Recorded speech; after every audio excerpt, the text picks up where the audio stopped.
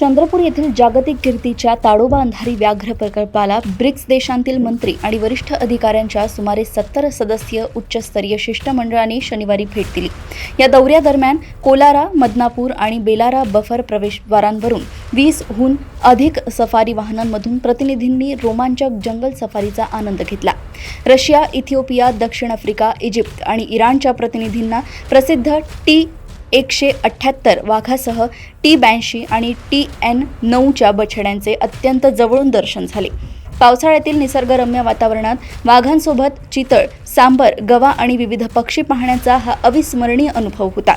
क्षेत्र संचालक डॉक्टर प्रभुनाथ शुक्ला आणि उपसंचालक विशाल माळी यांच्या मार्गदर्शनाखाली या दौऱ्याचे यशस्वी नियोजन करण्यात आले।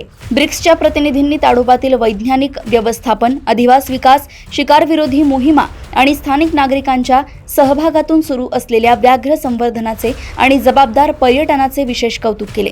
या आंतरराष्ट्रीय भेटीमुळे ताडोबाची व्याघ्र संवर्धन क्षेत्रातील जागतिक ओळख अधिक गडद झाली आहे।